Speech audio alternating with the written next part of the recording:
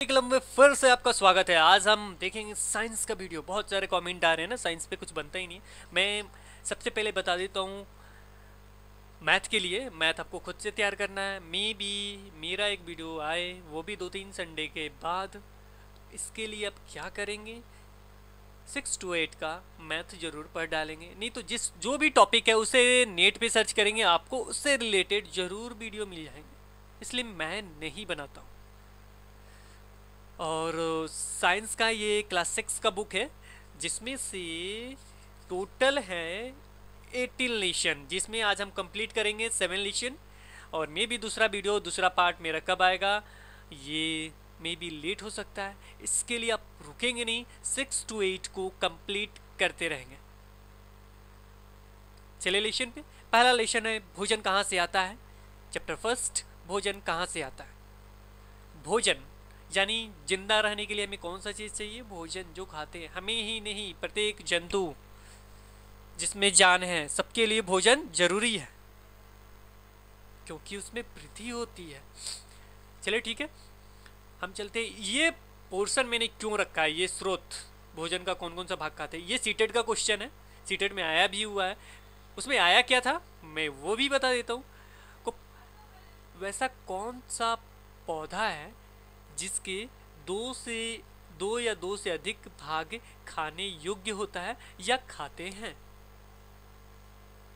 Option में देता हूं, पोए, सरसों, गेहूं, धान, वटेवर और सब। तो ये चीज आप प्रैक्टिकल सोचेंगे तो आपको कोई भी प्रॉब्लम नहीं होगा। मैं इसका आंसर भी दे देता हूं। इसमें कुछ पौधों के फलों के भोजन के रूप में खाते हैं। किसी पौधे का जड़, किसी पौधे का क्या खाते हैं हम लोग, जड़। किसी का तना खाते हैं, तो किसी का फूल भी भोजन के रूप में खाए जाते हैं। प्रैक्टिकल रूप से देख लेंगे तो आपको पता भी चल जाएगा। चाहे नीचे मैं बता भी दूंगा। पोए के, जैसे पोए के पत्ते, पोए का जो पत्ता होता है ना, पोए का पत्ता जानते हैं ना, लेडीज तो जरूर जानती होगी। अगस्त के फूल का तरुआ या बचका खाया जाता है। कुछ पौधे के दो या दो से अधिक भाग खाने योग्य होते हैं। उदाहरण के लिए सरसों का बीज से हमें क्या प्राप्त होता है, तेल, जिसका उपयोग हम लोग करते हैं। उसका पत्ती भी किस काम के लिए उपयोग करते हैं हम लोग, साग बनाने के लिए। लोग कहते हैं ना, सरसों और बथुआ का साग मिल जाए मजा आ जाए। चलिए आगे चलते हैं। ये दो या दो से अधिक भाग हो गया, तो इसमें कौन सा होगा, सरसों। उसका बीज भी उपयोग कर रहे हैं, पत्ती भी, 2 भाग। चलते हैं आगे। और इसमें एक सेकंड, अब किसके किसके कौन कौन से भाग हम लोग खाते हैं। जैसे साग, साग का चना, सरसों, पालक, बथुआ पौधों का नाम हो गया। इसके कौन कौन से भाग खाते हैं, को तना और पत्तियां खाते हैं। सलाद का खीरा, टमाटर, मूली, गाजर, इसका हम लोग क्या बनाते हैं, सलाद बनाते हैं। इसका कौन कौन सा, खीरा टमाटर का फल, मूली गाजर का जड़। इससे एक और क्वेश्चन बनता है, लेकिन आप देख लेंगे जरूर बुक में। कौन सा, मूली गाजर जड़ है और आलू क्या है, तना या जड़। बनता है ना क्वेश्चन, इसको भी देख लेंगे आप। तेल, मूंगफली, सरसों, सोयाबीन इत्यादि, इसका बीज का हम लोग उपयोग तेल के रूप में करते हैं। ओके नेक्स्ट आगे बढ़ते हैं हम लोग। इसमें देखिए, अपने मधु देखा, मधुमक्खी को, मधुमक्खियां फूलों से मकरंद, मकरंद किसको कहते हैं, मीठा रस को एकत्रित करती है और अपनी छत्ते में जमा करती है। मधुमक्खियां मकरंद को अपने पेट में एक एंजाइम की सहायता से पचाकर शहद बना लेती है। यह शहद फफूंद, बैक्टीरिया लगकर खराब नहीं होता है। ये क्वेश्चन है, ये क्वेश्चन बन सकता है। शहद क्या फफूंद बैक्टीरिया लगकर खराब हो सकता है, तो इसका आंसर क्या होगा, नहीं होता है। इसीलिए मैंने इसको टिक किया है, अंडरलाइन किया है। ये हो गई आपकी मधुमक्खी, ये हो गया उसका छाता। इसमें क्या होता है, अगर ये शहद हम लोग रख देते हैं तो उसमें फफूंद और बैक्टीरिया अलग करिए, खराब नहीं होगा। कंप्लीट। आगे बढ़े। अब ये पिक्चर क्यों रखा है मैंने? शाकाहारी, मांसाहारी, सर्वाहारी। शाकाहारी कौन होते हैं? जो केवल पौधे एवं उसके उत्पाद को भोजन के रूप में लेते हैं उसे शाकाहारी कहते हैं। जो पेड़ पौधे खाएंगे वो शाकाहारी हो जाएंगे। और मांसाहारी जो केवल मांस खाते हैं वो मांसाहारी होते हैं। जैसे ये देख रहे हैं ना, क्या कर रहा है, खा रहा है ना, काट के मांस खा रहा है। अब बचते हैं मनुष्य। मनुष्य तो क्या है, ना ये है और ना ये है, ये सर्वाहारी है। लेकिन कुछ लोगों की मैं बात नहीं करता, कुछ लोग बहुत अच्छे हैं, लेकिन जब भी ऑप्शन आएगा तो मनुष्य क्या है, सर्वाहारी है। तिलचट्टा भी क्या है, सर्वाहारी है। कंप्लीट। शाकाहारी, मांसाहारी, सर्वाहारी। जो दोनों खाएंगे, मांस भी खाएंगे और पेड़ पौधे भी खाएंगे, वो सर्वाहारी कहलाते हैं। नेक्स्ट टॉपिक पे चलते हैं। ये देखिए, पौधे अपने भोजन का निर्माण स्वयं करते हैं। पौधे की पत्तियों में हरे रंग का पदार्थ होता है जो सूर्य की रोशनी में जल की सहायता से अपने भोजन का निर्माण कर लेते हैं।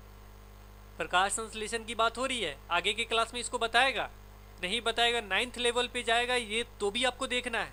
प्रकाश संश्लेषण को मैंने पिछले वीडियो में जरूर समझाया था, इसको आप दोबारा देख लेंगे कि होता क्या है प्रकाश संश्लेषण।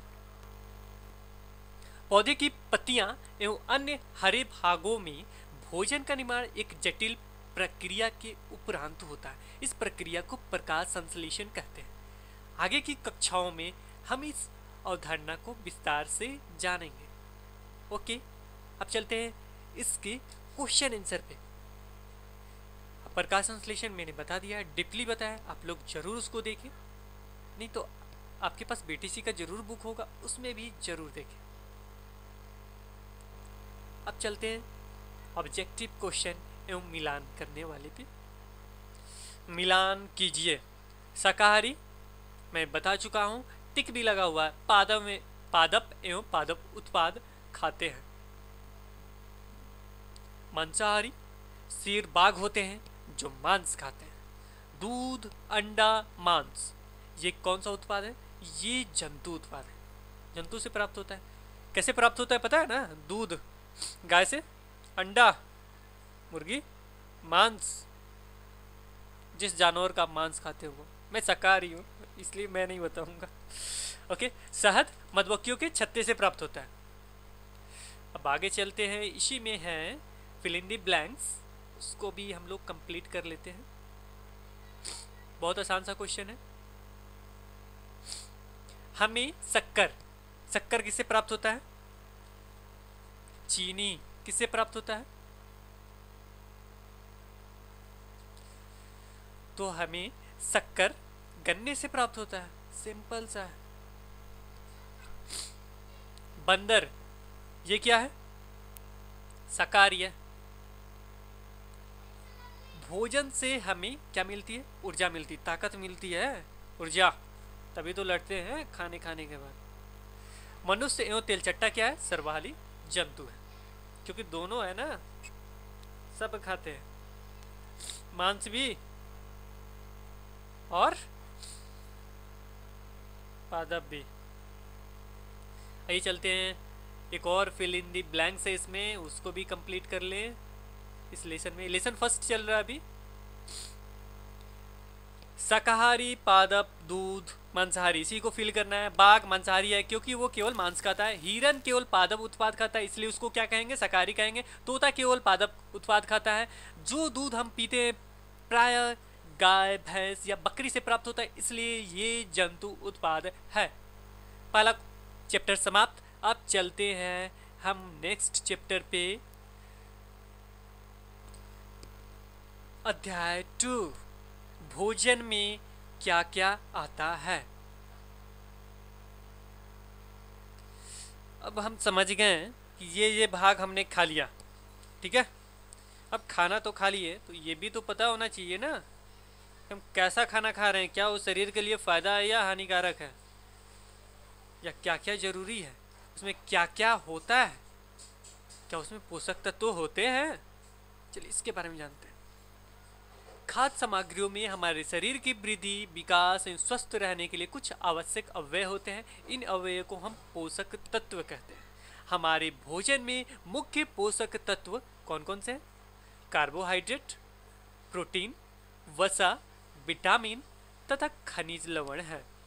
कौन कौन से हैं? कार्बोहाइड्रेट, प्रोटीन, वसा, विटामिन तथा खनिज लवण। कितने हैं? 1 2 3 4 5। ठीक है। इसके अतिरिक्त भोजन में रेशा तथा जल भी शामिल होते हैं, जिनकी हमारे शरीर में आवश्यकता होती है। जल जरूरी है ना, जल ही जीवन है, जानते हैं ना। रेशा भी, भोजन में रेशा भी जरूरी है। आगे इसके बारे में जानेंगे। क्या सभी खाद्य पदार्थों में ये सभी पोषक तत्व उपलब्ध रहते हैं? कुछ साधारण विधियों से हम यह जान सकते हैं कि कच्ची खाद्य सामग्रियों या पके हुए भोजन में कौन कौन से पोषक तत्व उपस्थित है। जैसे किसमें जान सकते हैं हम लोग? कार्बोहाइड्रेट, प्रोटीन तथा वसा की जांच अन्य पोषक तत्वों की जांच की अपेक्षा काफी सरल है। कार्बोहाइड्रेट हमारे भोजन में एक मंड या स्टार्च है। मंड की उपस्थिति की जांच हम कार्बोहाइड्रेट की उपस्थिति से जांचते हैं। तो आइए चलते हैं, कैसे जांच करेंगे हम इसके बारे में जानते हैं। चलिए, सबसे पहले हम घोल तैयार करेंगे। आयोडीन का तनु विलयन बनाने के लिए जल से आदि, देखिए यहाँ एक शब्द आया तनु। तनु का मतलब समझते हैं? तनु और सांद्र। आप सांद्र के बारे में कमेंट बॉक्स में कमेंट करें, सांद्र होता क्या है, किसे कहते हैं। तनु के बारे में यहाँ दिया हुआ, अगर थोड़ा सा भी दिमाग लगाएंगे तो उसके बारे में पता चल जाएगा। आयोडीन का तनु विलयन कैसे बनाएंगे? जल से आधी भरी परखनली में, जल से आधी भरी जो परखनली लिया गया है उसमें पूरा जल आधा भर देंगे। थोड़ी मात्रा में 8 से 10 बूंद, मात्र बूंद से डालना है, टिकंचर आयोडीन मिला दीजिए। ये किसके लिए होता है? ये कार्बोहाइड्रेट के लिए बना रहे हैं। तो टिकंचर आयोडीन मिला देंगे 8 से 10 बूंद, यानी कुछ मात्रा होगा किसका? टिकंचर आयोडीन का। जल का मात्रा जिसमें ज्यादा होता है वो तनु होता है। किसमें जल का मात्रा ज्यादा है? Half glass. दूसरा है कॉपर सल्फेट विलयन। 100 मिलीलीटर जल में 2 ग्राम, मात्र 2 ग्राम कॉपर सल्फेट घोलने से बन जाता है। अगला है 100 मिलीलीटर जल में 10 ग्राम कास्टिक सोडा घोलने से यह विशिष्ट कास्टिक सोडा विलयन मिल जाएगा। आइए अब हम प्रयोग करते हैं। जिस दिन भोजन की जांच हो उस दिन घर से तालिका में दिखाए गए हर तरह के खाद्य पदार्थ की पुड़िया लाएं, जैसे दूध, तेल, घी जैसी चीजें छोटी शीशियों में लेके आएं। यदि किसी खाद्य पदार्थ में मंड है तो उसे आसानी से परीक्षण कर सकते हैं। चलिए क्रियाकलाप फर्स्ट दोहराते हैं। तो आप लेके आएंगे आयोडीन का, सबसे पहले आप क्या करेंगे? तो सबसे पहले आप आयोडीन का तनु विलयन बना लिए आप 10 बूंद डाल के। अब इसका प्रयोग करते हैं। कार्बोहाइड्रेट का मैंने लिख भी दिया है यहाँ। कार्बोहाइड्रेट यानी स्टार्च यानी मंड, इसका हम लोग प्रयोग करते हैं। भोजन में मंड स्टार परीक्षण के लिए खाद्य सामग्री या कच्ची सामग्री की अल्प मात्रा लीजिए, हल्की सी मात्रा। उसमें आयोडीन के तनु घोल की कुछ बूंदे डालिए। खाद्य पदार्थ के रंग में होने वाले परिवर्तन को देखिए। क्या यह नीला काला हो गया? नीला या काला रंग मंड की उपस्थिति दर्शाता है। अब क्या कीजिएगा, चावल देखे हैं, आज आप प्रैक्टिकल भी कीजिए। मैं पढ़ा रहा हूँ साइंस ना, तो प्रैक्टिकल साथ में होगा तो मजा आ जाएगा।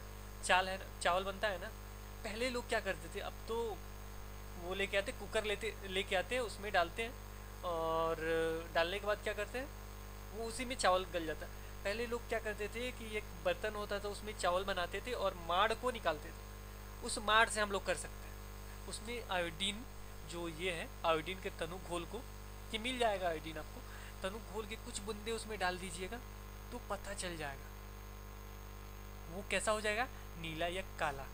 नीला या काला हो जाएगा तो समझ जाएंगे क्या होगा, ये मंड का हमने प्रयोग साबित कर दिया। अगर नहीं हुआ तो क्या होगा, उसमें मंड नहीं है, स्टार्च नहीं है। आलू को भी काट के देखिए, प्रयोग कीजिए और पता कीजिए आप किसमें मंड और स्टार्च होते हैं। ठीक है, अब बढ़ते हैं हम आगे। प्रोटीन की जांच। यहाँ एक क्वेश्चन बनता है ये कि अगर आपको मैं ठोस दे दूं तो आप प्रोटीन या अम्ल क्षार लवण का आप जांच कर सकते हो। तो यहाँ जरूर सतर्क से बचिएगा, उसको लिक्विड बनाते हैं हम तब जांच करते हैं। ओके, आइए प्रोटीन की जांच करते हैं। यहाँ दिया भी गया है, तो यहाँ हम लोग देखेंगे इसको। यदि वह ठोस है तो पहले उसका पेस्ट अथवा चूर्ण बनाने की जरूरत होगी। खाद्य पदार्थ की अल्प मात्रा को पीस कर या मसल कर उसके चूर्ण को एक साफ परख नली में डाल दीजिए और 10 बूंद जल डालकर अच्छी तरह हिलाइए। इसमें क्या क्या है, कॉपर सल्फेट देख लीजिए क्या क्या, कॉपर सल्फेट, कास्टिक सोडा, दोनों का उपयोग करते हैं हमको किसमें, प्रोटीन के लिए। अब ड्रॉपर की सहायता से प्रकनली में 2 बूंद कॉपर सल्फेट का घोल, 10 बूंद कास्टिक सोडा का घोल डालिए। अच्छी तरह हिलाकर कुछ मिनट के लिए प्रकनली को रख दीजिए। क्या प्रकनली का पदार्थ बैंगनी रंग का हो गया? बैंगनी रंग खाद्य पदार्थ में प्रोटीन की उपस्थिति दर्शाता है। अब देखिए इसमें कितने तरह के क्वेश्चन बनते हैं, फर्स्ट में भी उसी तरह के क्वेश्चन बनेंगे। पहला चीज, प्रोटीन की जांच के लिए किसका उपयोग करते हैं, 2 बूंद कॉपर सल्फेट, 10 बूंद कास्टिक सोडा। अगर वो बैंगनी रंग का हो जाता है तो वो क्या प्रोटीन है, प्रोटीन उसमें है, तो यस, तो बैंगनी रंग भी समझ गए। और एक और क्वेश्चन बन सकता है यहाँ पे कि 2 बूंद अगर कॉपर सल्फेट हो, 10 बूंद कास्टिक सोडा है, यानी इन दोनों का अनुपात दे सकता है। ठीक है, और इसमें 2 चीज़ प्रयोग करते हैं, ये क्लियर हो, कॉपर सल्फेट और कास्टिक सोडा दोनों का। और कार्बोहाइड्रेट में किसका प्रयोग किया था हमने, यानी मंड स्टार्च के लिए, तो उसमें हमने प्रयोग किया था आयोडीन का, जिसका तनु विलयन हमने बनाया था। और वो किस कलर का हो गया था, मैंने बताया है, काला नीला हुआ था, याद रखिएगा उसको। ये कैसा हो गया, बैंगनी हो गया। अब चलते हैं वसा की जांच करने के लिए।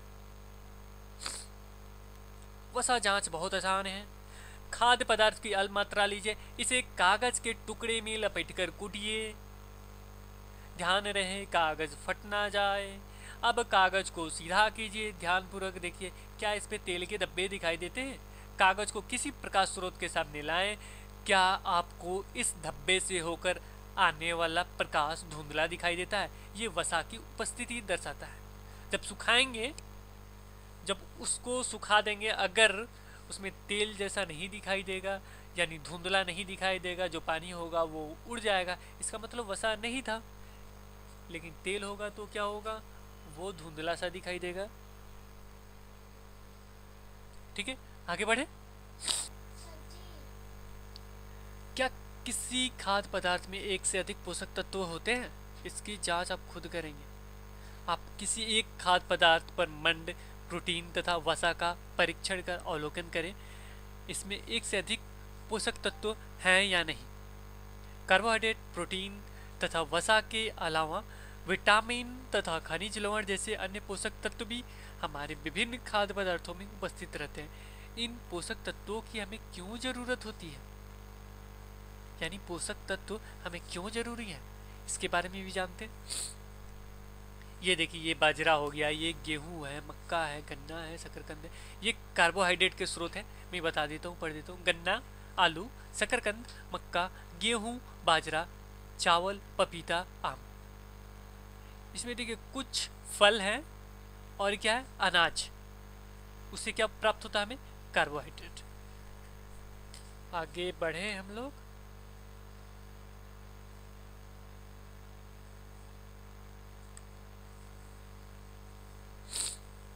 चलिए, कार्बोहाइड्रेट मुख्य रूप से हमारे शरीर को ऊर्जा प्रदान कर देते हैं। मुख्य रूप से क्या प्रदान करते हैं, ऊर्जा। वसा से भी हमें ऊर्जा मिलती है। वास्तविकता यह है कि कार्बोहाइड्रेट की तुलना में वसा से हमें अधिक ऊर्जा मिलती है। वसा और कार्बोहाइड्रेट युक्त ऊर्जा देने वाले भोजन कहलाते हैं। यहाँ देखिए कितने सारे प्रश्न बन रहे हैं। कार्बोहाइड्रेट से हमें क्या मिलता है? ऊर्जा। वसा से हमें क्या मिलता है? ऊर्जा। कार्बोहाइड्रेट और वसा की तुलना में हमें सबसे ज्यादा अधिक ऊर्जा किससे मिलता है? वसा से।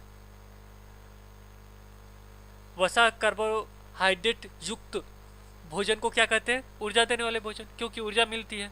सबसे ज्यादा ऊर्जा किससे मिलती है? तो वसा से मिलती है। याद हो गया? और वसा में देखिए क्या क्या आता है। सूरजमुखी तेल, नारियल तेल, सरसों तेल, सोयाबीन तेल, तिल, मूंगफली, गिरी, यानी जितने तेल वाले हैं ना सब वसा में डाल दो। अनाज वाले किस में डाल दो? कार्बोहाइड्रेट में डाल दो। कंप्लीट। आगे बढ़े।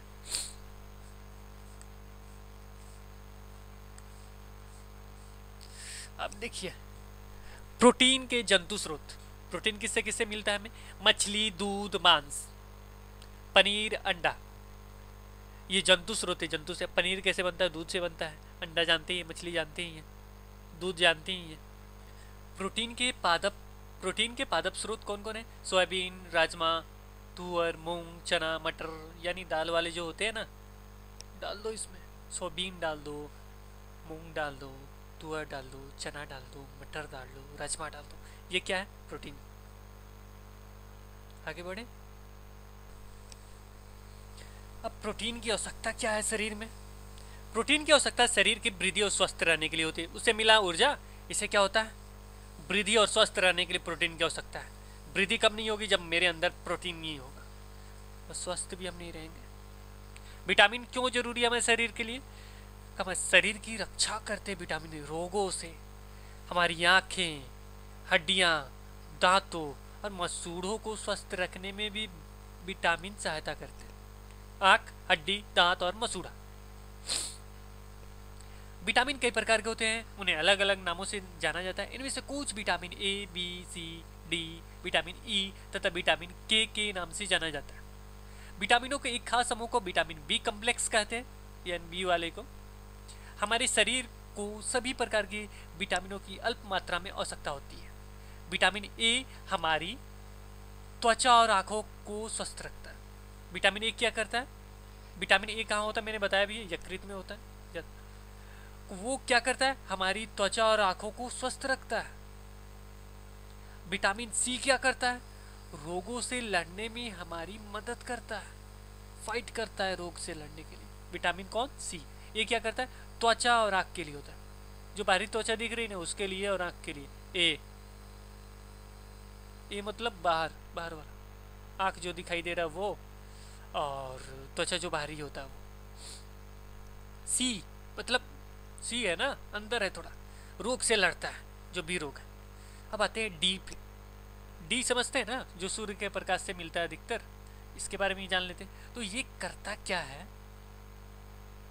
अस्थियों और दांतों के लिए कैल्शियम का उपयोग करने में हमारे शरीर की सहायता करता है। अस्थि, हड्डी, दांत के लिए उसमें कैल्शियम का उपयोग में हमारी सहायता करता है। विभिन्न विटामिनों से भरपूर भोज्य पदार्थ निम्नांकित चित्रों में दिए गए हैं। आइए उन चित्रों को भी देख ले।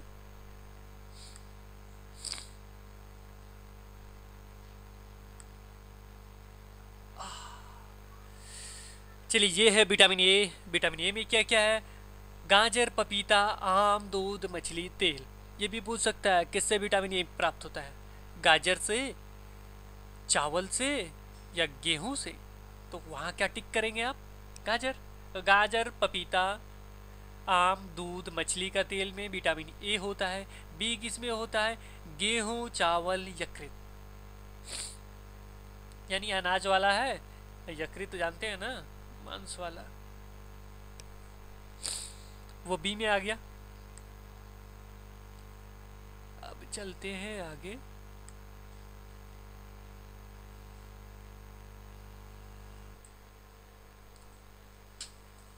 अब आते हैं इस पे। तो इसमें क्या क्या हो जाएगा आपका? तो इसमें है विटामिन सी के स्रोत। सी में क्या क्या आएगा? संतरा, टमाटर, आंवला, मिर्ची, नींबू, अमरूद। अधिकतर खट्टे वाले सामान ना सी में डाल देते हैं। सी मतलब क्या होता है? खट्टा। लेकिन ये काम बहुत अच्छा करता है। क्या करता है? लड़ने में सहायता करता है। किससे लड़ने में? रोग से। ठीक है। अब विटामिन डी पे आते हैं। को विटामिन डी दूध, मक्खन, मछली, अंडा, कलेजी यानी मांस वाला, ये विटामिन डी से प्राप्त होता है।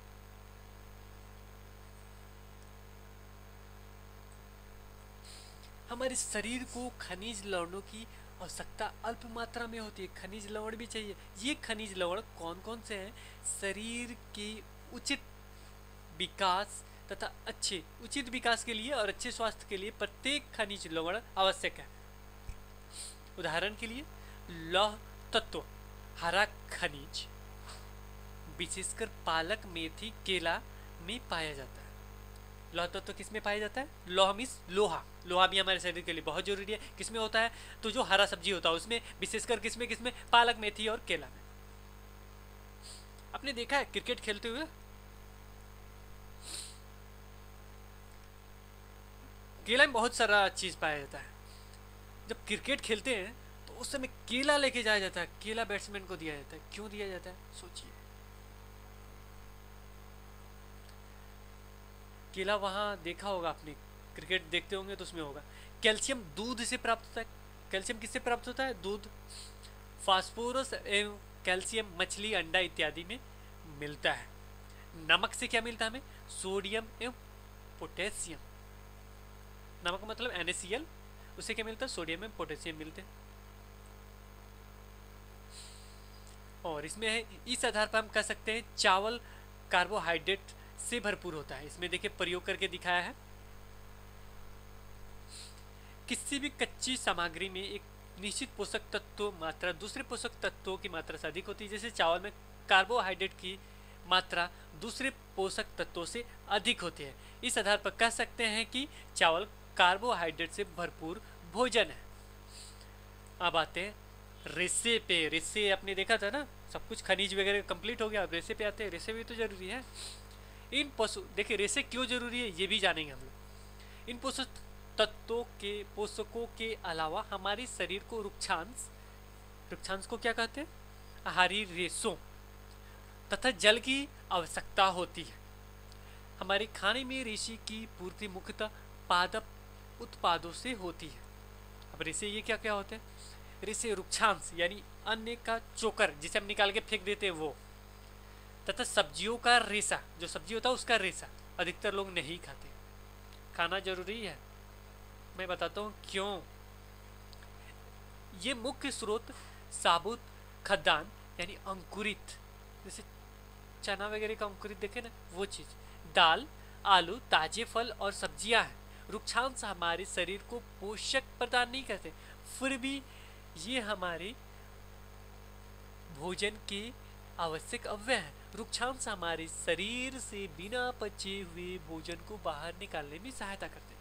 ये भी क्वेश्चन आ सकते हैं, बहुत इंपॉर्टेंट है। रुक्षांश का क्या काम है? वो क्या करता है?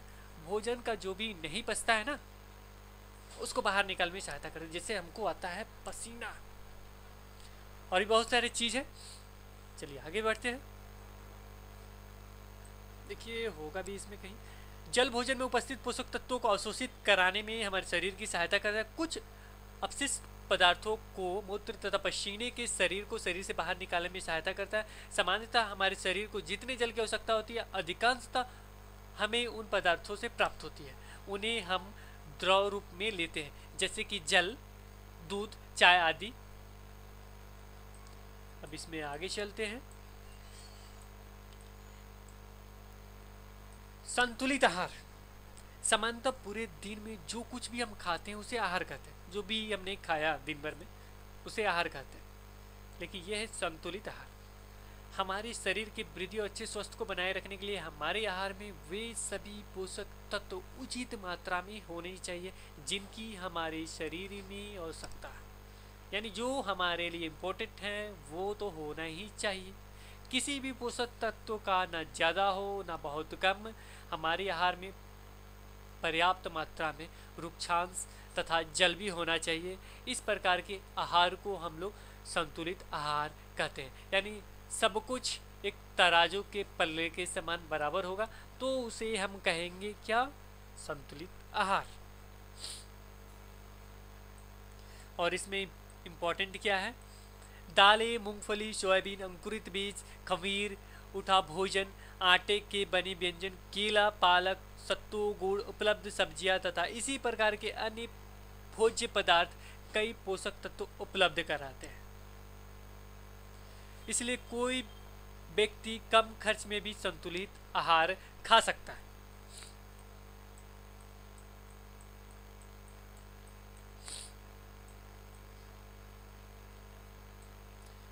हम सभी जानते हैं पकाने से भोजन का स्वाद बढ़ता है तथा इसे पचाने में आसानी होती है। इसके साथ साथ पकाने में कुछ पोषक तत्वों की हानि भी हो सकती है। यदि भोजन पकाने में अत्यधिक जल का उपयोग किया जाता है और बाद में उसे फेंक दिया जाता है तो कई लाभदायक प्रोटीन तथा खनिज लवणों की हानि हो जाती है। पकाने पर विटामिन सी गर्मी से नष्ट हो जाता है। याद रखेंगे, ये क्वेश्चन आ सकता है, पकाने पे कौन सा विटामिन नष्ट होता है? तो कौन सा होता है? Vitamin C. ओके, अब देखिए इस बच्चे को देखिए, कुपोषण टॉपिक है। कुपोषण, भोजन में वसा, प्रोटीन, कार्बोहाइड्रेट, खनिज लवण और विटामिन होते हैं, ये आप जानते हैं। यदि इनमें से कोई पोषक तत्व शरीर में बिल्कुल ना मिले या कम मात्रा में मिले तो क्या होगा? यानी संतुलित भोजन हमें नहीं मिले तो हमें एक रोग हो जाता है। दिखाया गया बच्चा, ये जो बच्चा है, ये बच्चा, तो ये सूखा रोग का मरीज है। यह रोग उन बच्चों को होता है जिन्हें संतुलित भोजन नहीं मिलता। हम भोजन मिलने से बच्चों को, कम भोजन मिलने से बच्चे को मरासमस नामक रोग होता है। मरासमस नामक रोग होता है। जब कम भोजन मिले तो क्या होता है? मरासमस नामक रोग होता है। सूखा रोग कब होता है? संतुलित भोजन नहीं मिलता है तो ऐसा हो जाएगा। देख रहे हैं ना, सूख गया है, संतुलित भोजन मिला ही नहीं। जब कम भोजन मिले तो मरासमस रोग नामक हो जाएगा। दोनों एक ही है, सूखा रोग या मरासमस भी कहते हैं उसको कम भोजन मिले या संतुलित भोजन नहीं मिले। ठीक है, अब आगे चलते हैं हम लोग।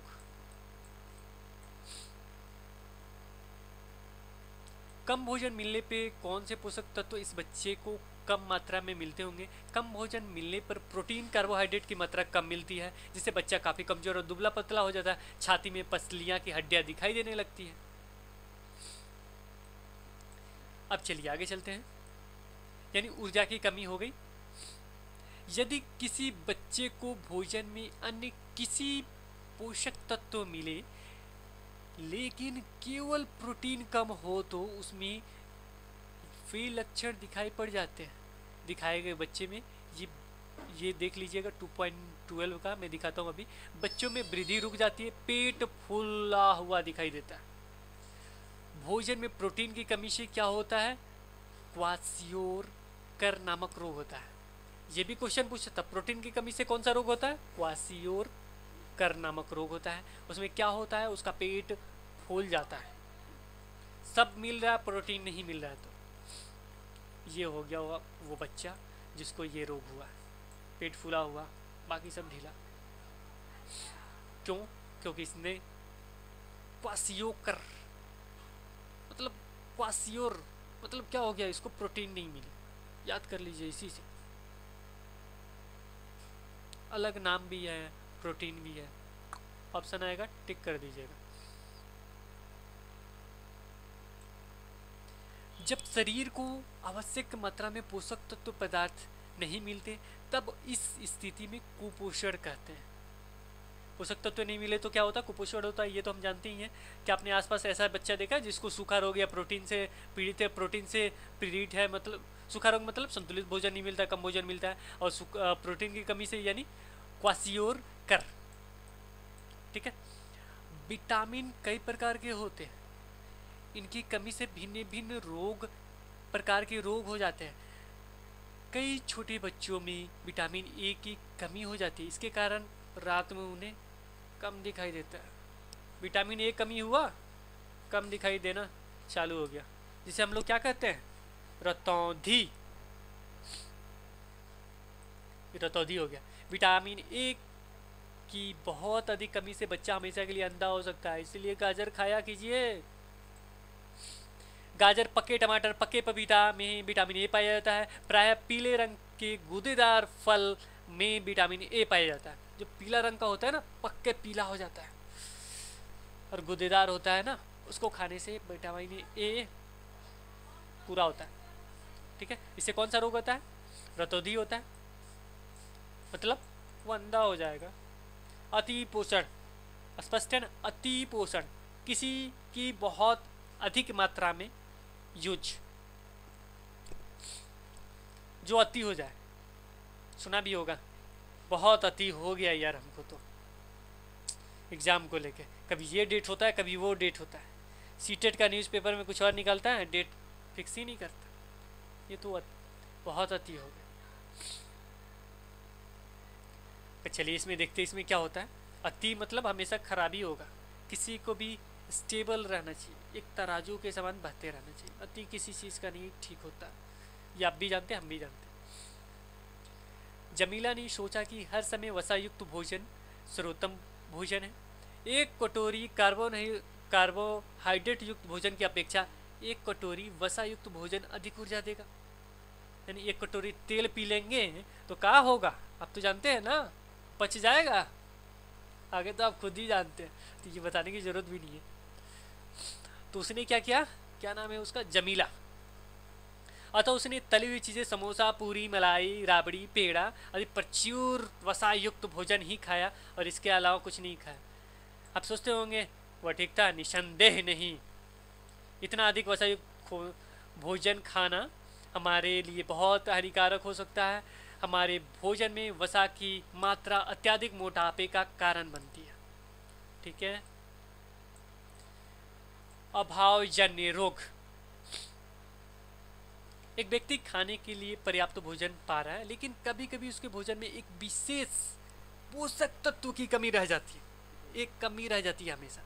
यदि वह कमी लंबी अवधि तक रहती है, एक लंबे समय तक, वह व्यक्ति उसके अभाव से ग्रसित हो जाता है, यानी उससे प्रॉब्लम हो जाएगा। कोई भी चीज़ हमें लंबी समय तक नहीं मिले तो प्रॉब्लम तो होगी, जाहिर सी बात है। एक या अधिक पोषक तत्वों का अभाव हमारे शरीर में रोग विकृतियां उत्पन्न कर सकता है। वे रोग जो लंबी अवधि तक पोषक तत्वों के अभाव के कारण होते, वो अभावजन्य रोग कहलाते। अभाव यानी हमें अभाव है किसी चीज़ की लंबी समय से, उसे अभावजन्य रोग कहते हैं। याद करना ही नहीं है आपको, केवल एक बार रीडिंग 6 to 8 पढ़ जाना, कुछ नहीं करना, खुद ही समझ में आ जाएगा कौन क्वेश्चन आएगा कौन नहीं आएगा। मैं 6 का पहला वीडियो बना रहा हूँ, इसके आगे का वीडियो आप लोग, मतलब वो इसके आगे का आप लोग खुद पढ़ेंगे, 6 to 8 पढ़ जाएंगे, वेट नहीं करेंगे मेरे लिए।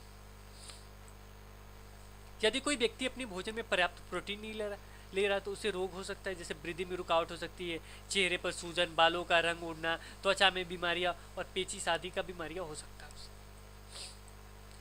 प्रोटीन तथा कार्बोहाइड्रेट दोनों ही किसी व्यक्ति के आहार में लंबे समय तक अनुपस्थित रहे तो उसकी वृद्धि तो होगी नहीं। ऐसा व्यक्ति दुबला पतला हो जाएगा, इतना दुर्बल हो जाएगा कि चलने में भी असमर्थ हो जाएगा। आई बात समझ में, नहीं चल पाएगा, ऊर्जा है ही नहीं, चलेगा कहाँ से, प्रोटीन है ही नहीं उसमें, प्रोटीन भी नहीं है, ऊर्जा किससे मिलती है, कार्बोहाइड्रेट से, दोनों है ही नहीं। विभिन्न विटामिनों और खनिज लवणों के अभाव से विभिन्न रोग विकृतियां हो जाती है।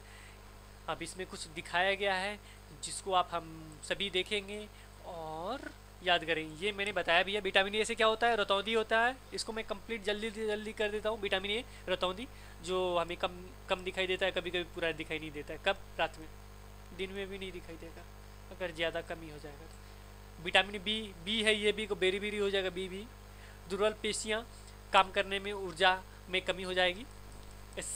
स्कारबी सी है, मसूड़ों से खून निकालना, घाव भरने में अधिक समय लगता है। डी, रिकेट्स हो जाएगा, अस्थियों का मुलायम होकर मुड़ जाना। कैल्शियम अस्थि और दंत क्षय, कमजोर अस्थियां, दंत क्षय। आयोडीन घेंगा, गले की ग्रंथियों का फूल जाना, बच्चों में मानसिक विकलांगता हो जाती है। लौ, अल्प रक्तता यानी कमजोरी और रक्त की कमी। अभी चलते हैं दूषित भोजन। क्या आप 2 दिन पहले बना भात, दाल, चावल, रोटी खा सकते हैं? नहीं ना। क्यों? क्योंकि वो तो दुर्गंध देता है, बदबू देता है, हटा यार। ये जब दाल सुबह में बन जाता है, इस समय गर्मी का मौसम है, तो देखिए ना वो कहते हैं कि ये तो खराब हो गया, खट्टा लग रहा है, यानी खटास भी हो जाती है, ये खाने योग्य नहीं है। क्यों होता है? उसमें खमीर उठने लगते हैं, खमीर।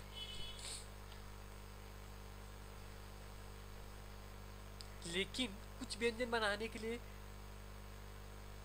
क्यूर्ण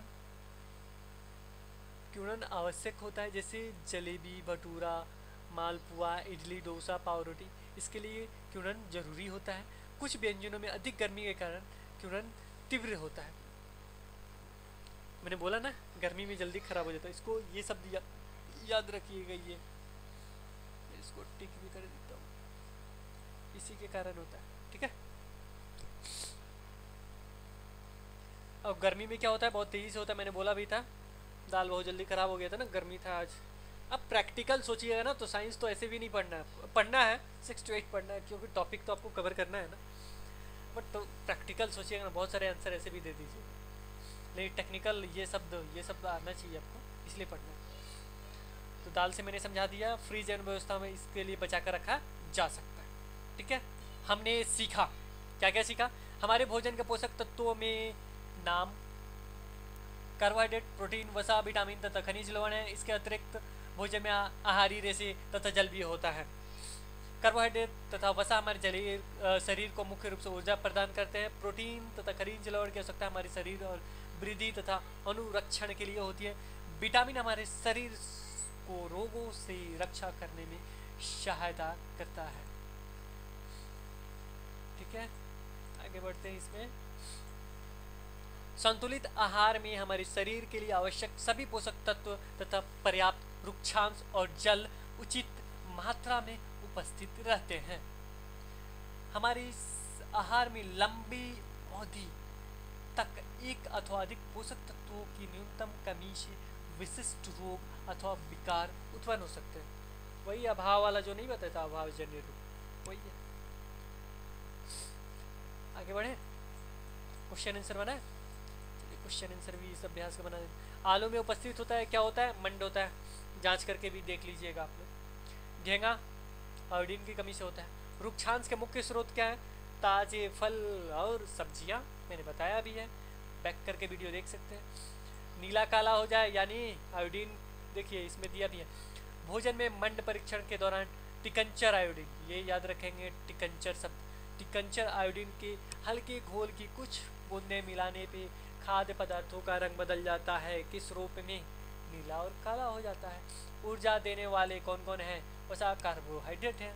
अब पढ़ लिए तो मेरे ख्याल से आपको कोई प्रॉब्लम तो नहीं हो रही होगी। विटामिन ए दृष्टिहीनता, विटामिन बी बेरी बेरी, क्योंकि बी है तो बेरी बेरी होगा, सी है तो स्कारवी होगा, डी है तो रिकेट्स होगा, और आयोडीन है तो वही घेंगा, गले वाला रोग। अब टिक करने वाला भी बना ले। हमारे चावल खाने से हम अपने शरीर के पोषक की आवश्यकताओं को पूरा कर सकते हैं? केवल चावल खाएंगे तो हो जाएगा? नहीं होगा ना, काट दो बाबू। संतुलित आहार खाकर अभावजन्य रोगों की रोकथाम की जा सकती है? क्यों नहीं की जाएगी? संतुलित यानी बराबर, तराजू वाला। शरीर के लिए संतुलित आहार में नाना प्रकार के खाद्य पदार्थ होने चाहिए।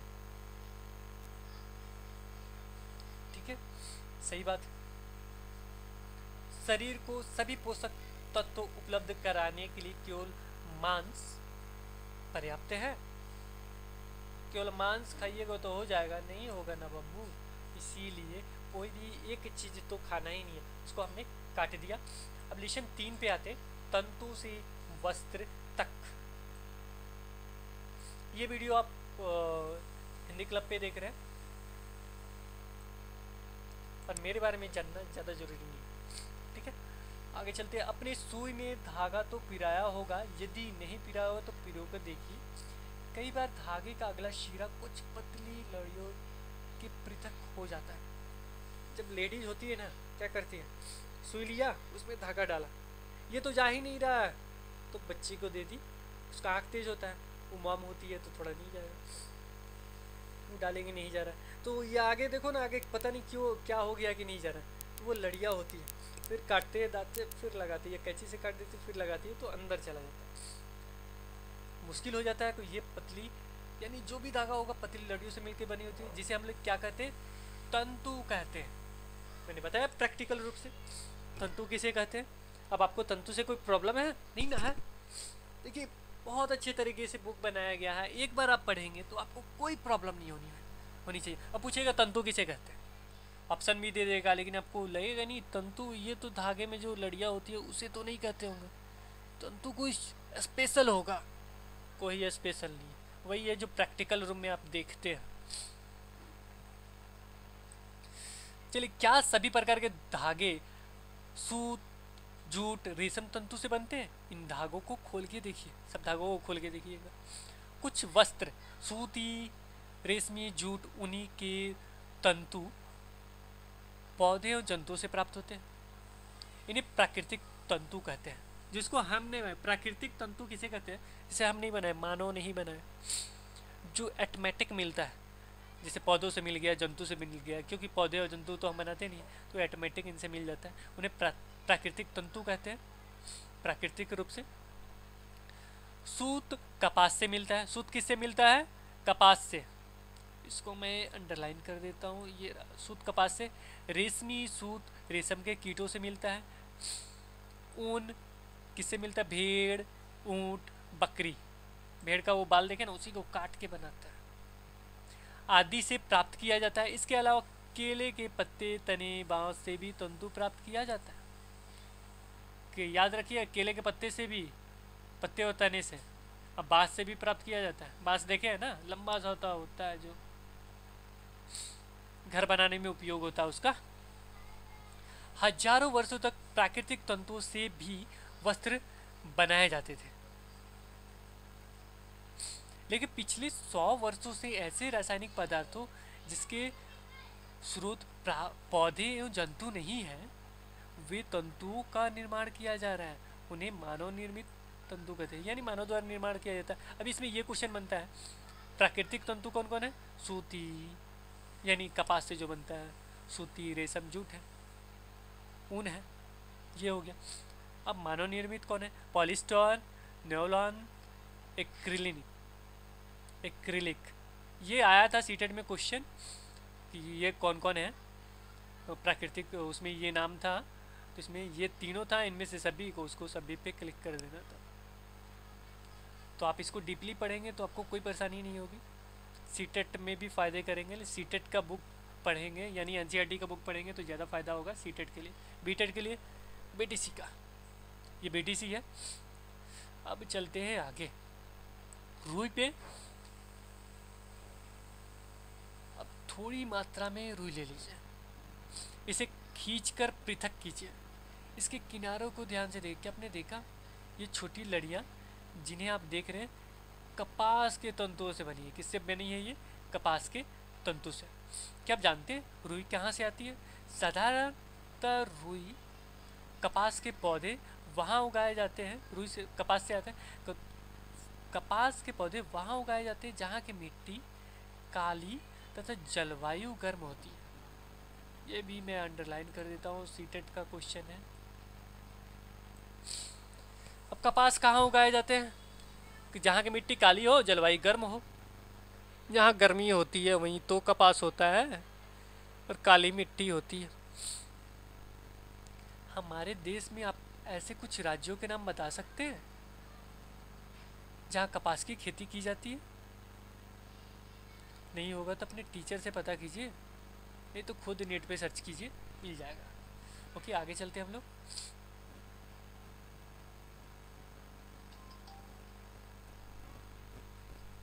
इसमें एक और क्वेश्चन आता है, रेशों से धागे बनाने की प्रक्रिया को कताई कहते हैं। क्या कहते हैं? रेशों से जो धागा बनाते हैं हम लोग उसे क्या कहते हैं? कताई कहते हैं। इस प्रक्रिया में रुई के एक पुंज से रेशों को खींचकर ऐंठते हैं। ऐसे करने से रेशे आपस में गुंज जाता है और धागा बन जाता है। अब ये कताई शब्द एक मिला, एक क्या मिला था आपको? एक मिला था हमें ये तंतु, लड़ियाँ होती है उसे कहते हैं। दूसरा मिल गया कताई को, रेशों से धागे बनाने की प्रक्रिया को क्या कहते हैं? कताई कहते हैं। इसको याद रखेंगे, तंतु और कताई।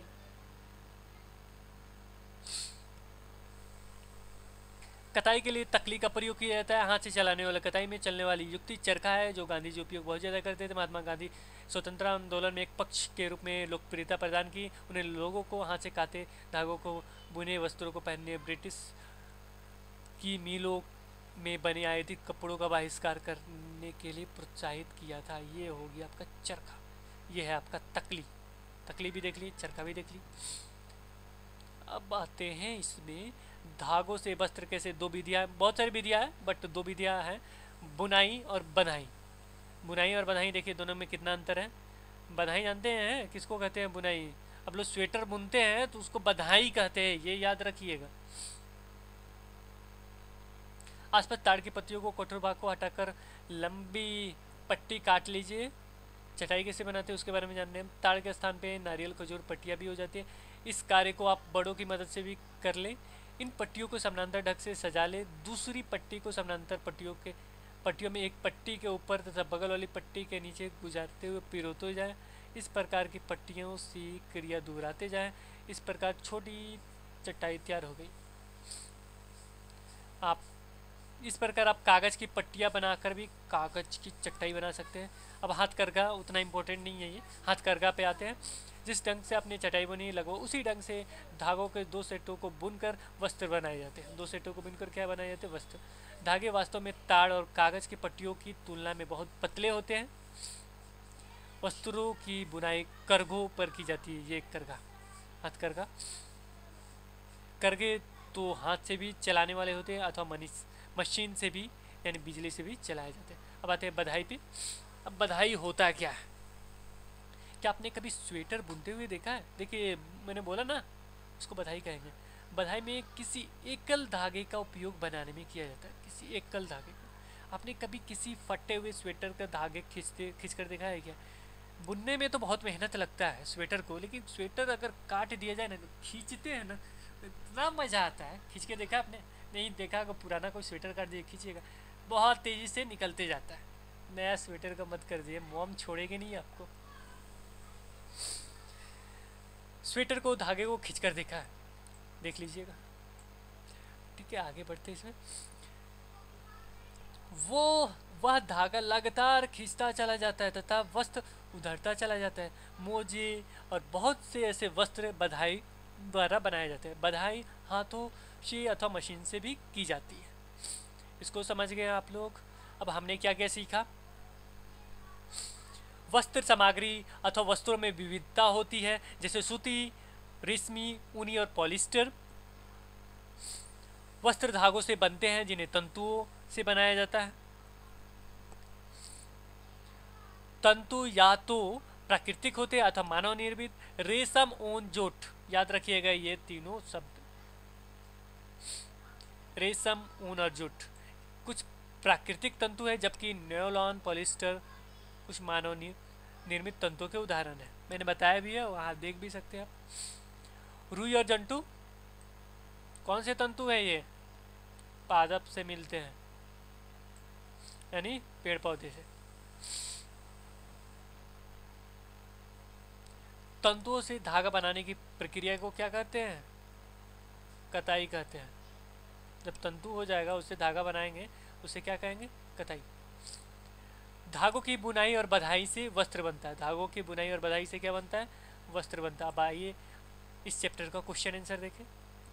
चलिए यहाँ देखते हैं। निम्नलिखित तंतुओं को प्राकृतिक तथा मानव निर्मित में वर्गीकृत कीजिए। ऊन, रेशम, पटसन, ये हो गया आपका ये, ठीक है, प्राकृतिक। पटसन वही आपका जो जूट है ना, वही है पटसन। पटसन का उपयोग मैं बता दूं, चलिए बाद में कभी जो ज़रूरी है मैंने उसको बता दिया। उससे क्या किया जाता है ना, उसको बोया जाता है। बोने के बाद जहाँ पानी होता है ना उसमें फेंक दिया जाता है, तो उसका जो ऊपर वाला चमड़ा होता है वो निकल जाता है। फिर उसको एक चरखी जैसा होता है उसमें बना के पटसन से बनाया जाता है। रस्सी वगैरह या जो भी बनाना होता है इससे बना सकते हैं। अपने गांव में देखा होगा। पॉलिस्टर नेलॉन ये होता है आपका मानव निर्मित। तंतुओं से क्या होता है, धागा बनता है, सही बात है। कताई वस्त्र निर्माण करने की एक प्रक्रिया है, सही बात है, एक प्रक्रिया ही है, प्रोसेस है। जूट नारियल का बाहरी आवरण होता है, ऐसा तो मैंने कभी नहीं पढ़ा है।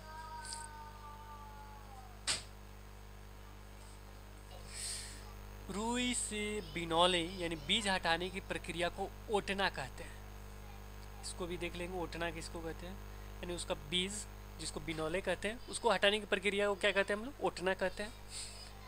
धागों की बुनाई से वस्त्र का एक टुकड़ा बनता है। धागों की बुनाई से क्या बनता है, एक वस्त्र का टुकड़ा बनता है। टुकड़ा के पूरा वस्त्र भी बन जाएगा, ठीक है, टुकड़ा भी बनता है। रेशम तंतु किसी पादप के तने से प्राप्त होता है। ये रेशम के कीड़े से हमें प्राप्त होता है, ठीक है। पॉलिएस्टर एक प्राकृतिक तंतु है। पॉलिएस्टर है, देखिए ये गलत है, इसको याद रखिए। पॉलिएस्टर जैसे मैंने अभी बताया था, कहाँ गया पॉलिएस्टर, ये क्या है, मानव निर्मित तंतु है। ये आपको मैं दिखा देता हूँ। पॉलिएस्टर मानव निर्मित तंतुओं के उदाहरण है। तो यहाँ गलत टिक किया गया है, इसको आप याद रखेंगे। मैंने वीडियो में मैंने बता दिया आपको, ये गलत टिक किया गया है। पॉलिएस्टर एक प्राकृतिक तंतु है, नहीं, पॉलिएस्टर एक मानव निर्मित तंतु है, ठीक है। आगे चलते हैं। रिक्त स्थानों की पूर्ति कीजिए।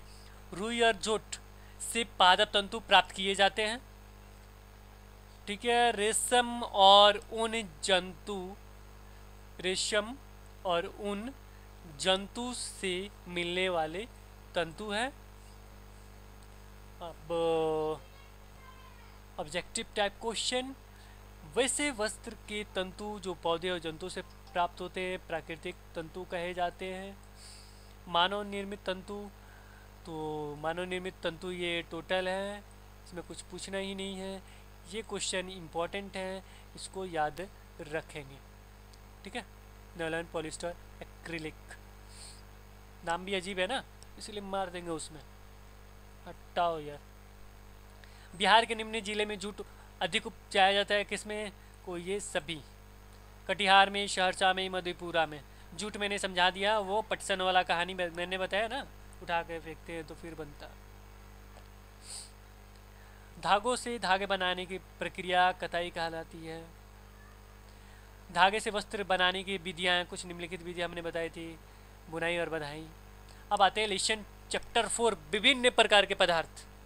अब इसमें सबसे पहले आते हैं पदार्थ में कोमल पदार्थ क्या होता है, कठोर पदार्थ क्या होता है।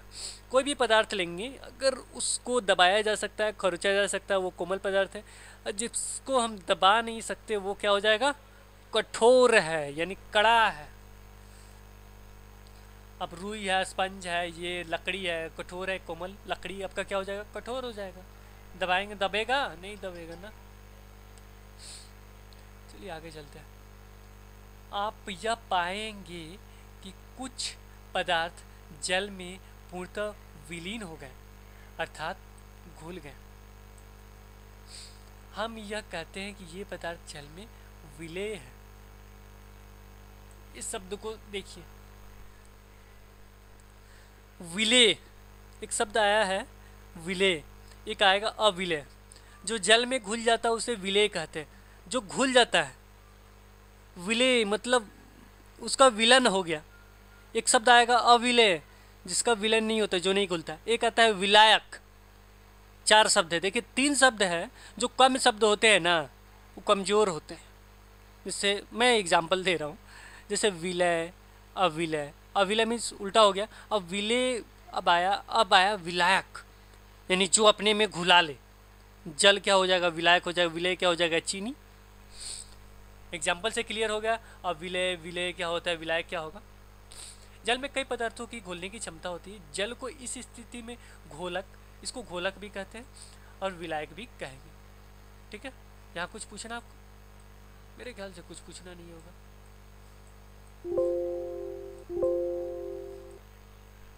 अब आपको समझ में आ गया विलय क्या होता है और विलय क्या होता है, विलायक क्या होता है, इसमें कोई कंफ्यूजन नहीं है। विलायक नाम से स्पष्ट होता है, तगड़ा है। आजा बेटा, सबको मैं मिला लूंगा अपने में, विलायक हो गया। विलय मतलब छोटा, मैं मिल जाऊंगा जाकर, जैसे चीनी, नमक। चलिए, क्या जल के अलावा अन्य कोई पदार्थ घोलक हो सकता है जो घोल ले? आपके हाथ में कलिक, पेंट या अलकतरा लग जाता है, तो इसे आप किससे साफ करते हैं? किससे साफ करते हैं आप? शिक्षक से चर्चा करें। आपके हाथ में तौलिया, पेंट या अलकतरा लग जाता है तो आप किससे साफ करते हैं? किरोसिन यानी मिट्टी का तेल से साफ करते हैं। किससे साफ करते हैं आप? किरोसिन या मिट्टी का तेल से। किरोसिन का तेल आपके हाथ में लगे अलकतरा को क्या करता है? सोचिए। अर्थात यहाँ क्या हुआ, किरोसिन तेल भी एक विलायक होता है। याद रखेंगे, ये बहुत इंपॉर्टेंट क्वेश्चन है। जल तो हम जानते ही हैं अपने में घोल लेता है, लेकिन विलायक एक और होता है, वो होता है किरोसिन तेल। बहुत सारे औषधियों के प्रयोग में भी किरोसिन तेल का उपयोग होता है विलायक के रूप में। आगे बढ़े, मैं इससे करता हूँ। अधिकतम मात्रा में घुलती है, एक सेकंड। इसे पदार्थ की घुलनशीलता विलेयता कहते हैं और इन घोलों को संतृप्त घोल कहते हैं।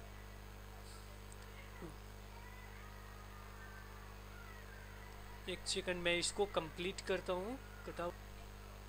पानी की निश्चित मात्रा में किसी पदार्थ की अधिकतम कितनी मात्रा घुलती है? एक निश्चित मात्रा। इसे पदार्थ की घुलनशीलता या विलेयता कहते हैं। इन घोलों को संतृप्त घोल कहते हैं। गर्म करने पे किसी घोल में घुले पदार्थ की घुलने की क्षमता बढ़ जाती है। कुछ गैसें भी जल में घुलनशील है, परंतु गर्म करने पे गैस का घुलनशीलता घट जाता है। गैस का घुलनशीलता गर्म करने पे क्या हो जाएगा? घट जाएगा। ठीक है, गर्म करने पे। लेकिन कुछ पदार्थ उसमें क्या हो जाते हैं? गर्म करने पे जल्दी घुल जाते हैं। ठीक है, और इसमें एक और पॉइंट इसमें बनता है, संतृप्त घोल किसे कहते हैं? संतृप्त यानी जो पूरी रूप से वो घुल जाए। ऐसा ना हो कि नमक ज़्यादा हो जाए और पानी कम है, घुलेगा नहीं, घुलेगा तो क्या हो जाएगा? असंतृप्त हो जाएगा ना। अब ये टॉपिक क्लियर हो गया। अब इससे संबंधित हमने क्या क्या सीखा? सभी वस्तुएं भिन्न भिन्न पदार्थों से बनी होती है। पदार्थों का समूहन उनके गुणों के समानताओं और विभिन्नताओं के आधार पर किया जाता है। कुछ पदार्थ कठोर होते हैं जबकि कुछ कोमल होते हैं। कुछ में चमक होती है, कुछ में चमक नहीं होती है। ये मैंने बताया नहीं, वो चमक किसमें होती है? धातु में होता है। कुछ पदार्थों में द्रव में घुलनशील और कुछ अघुलनशील होते हैं। द्रव में कुछ घुलते हैं, कुछ नहीं घुलते हैं। ये बता दिया हूँ मैं ऑलरेडी। कुछ पदार्थों में जल में डूब जाते हैं, कुछ जल के ऊपर तैरते रहते हैं। इसके बारे में मैंने नहीं बताया है। तो ये घनत्व के बारे में कह रहा है। उसको क्या कहते हैं? जो जल में तैरते रहते हैं। तो इसमें क्या होता है, कुछ क्या करते हैं कि जल के ऊपर तैरते रहेंगे तो उसे उत्प्लावकता के नियम के अनुसार जानते हैं। उत्प्लावकता कहते हैं, जैसे अगर पानी में गिलास डाल दें ऊपर, वो तैरता रहेगा, बट उसमें पानी भर जाए तो गिलास अंदर चला जाएगा।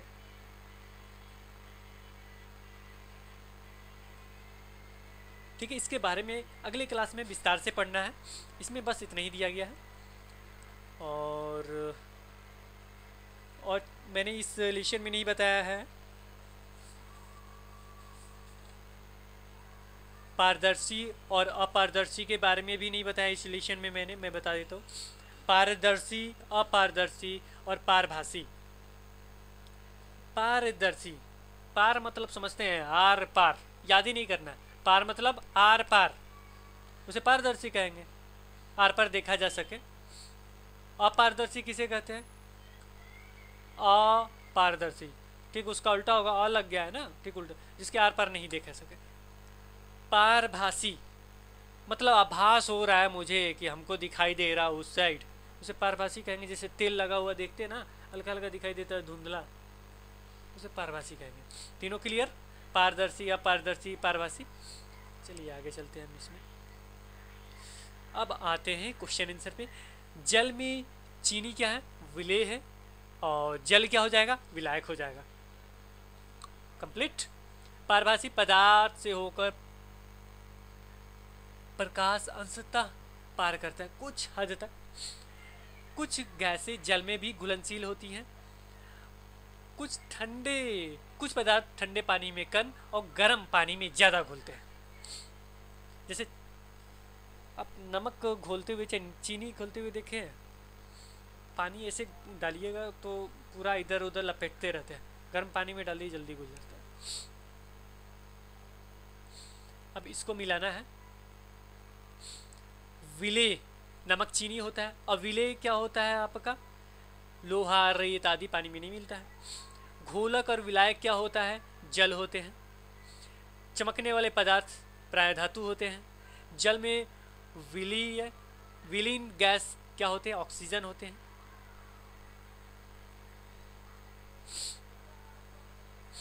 अब हम इसको फिल इन दी ब्लैंक्स करेंगे। वे पदार्थ जो आसानी से दबाए खरोचे जा सकते हैं कोमल कहलाते हैं, जिसको दबाया नहीं जा सकता कठोर कहलाते हैं। हमारे हाथ में तौलिया, पेंट, अलकतरा लग जाते हैं तो इसे हम किरोसिन तेल से साफ करते हैं, जाहिर सी बात है। वे पदार्थ जिनसे होकर वस्तुओं को देखा नहीं जा सके, वे पदार्थ जिनसे होकर वस्तुओं को देखा जा सकता है उसे पारदर्शी कहते हैं। जिनसे वस्तुओं को होकर नहीं देखा जा सकता उसे अपारदर्शी कहते हैं। जिससे आभास हो कि हम आर पार देख रहे हैं उसे पारभासी कहते हैं। पानी पर तैरती वस्तुएं हल्की तथा पानी में डूब जाने वाली वस्तुएं भारी होती है। अब चलिए इसको देखते हैं हम लोग।